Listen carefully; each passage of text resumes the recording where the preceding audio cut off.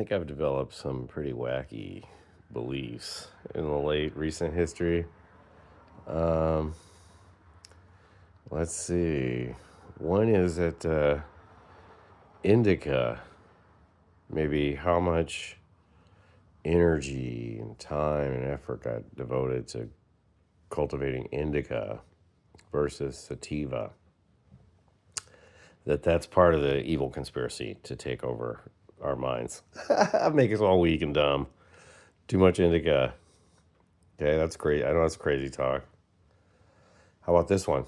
So the three eye atlas object, you know, it's coming back around, and well, it's behind the sun, but it's gonna reemerge anyway.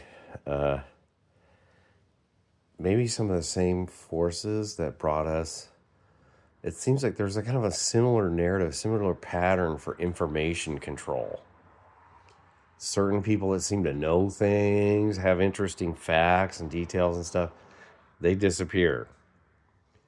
And there's a like a narrative, you know, and then everybody just goes along with that narrative, and that's all you get. And it seems like that's happening with this 3i app, this as well.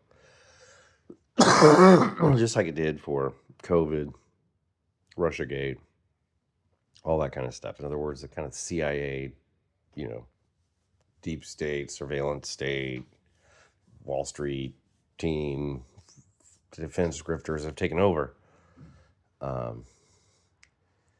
I don't know. It seems like they get behind something and this narrative gets going, It's weird. And whether it's true or not, people still, their perception is still the way that they want it to be.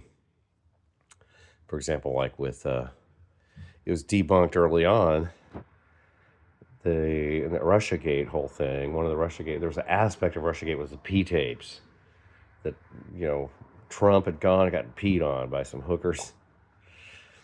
And then later on, somebody found the guy like Danchenko, who had just said, I was just talking smack at the bar. And that's all that was. So anyway, that was debunked. Should have been debunked, but it really wasn't. So only a certain group of people knew that, But the big impression that Trump had gotten peed on was already out there. And so if you stop the average American today and ask them, hey, did this happen, or was this kind of a manufactured impression? Most of them are going to think, oh, yeah, that probably happened. Yeah, Trump totally did that, And so Waco, I like to talk about that one. Did the Branch Davidians light themselves on fire?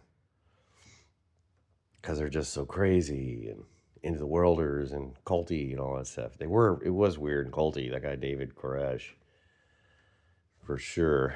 But they didn't light themselves on fire. And if you lived in Waco and were watching news early, then you'd see that it was the FBI was out there, punched holes with tanks into their compound, filled it with CS gas, created this condition, and then lit off some flares and stuff, right? Totally lit it on fire, shot people as they tried to run out of there. The FBI. But by like sort of the 9 o'clock news, they kind of cleaned it up. They said it was the ATF. They weren't showing the footage of the tanks poking holes in the building anymore. They were spinning this narrative that they were just so crazy they lit themselves on fire. And that's the thing that I think most Americans still believe. So anyway, it's just crazy. I don't know why I got caught up on that. But have a good one. Don't believe the hype. Remember that, Chuck D? Don't believe the hype. Yeah. It's good advice. All right, have a good one.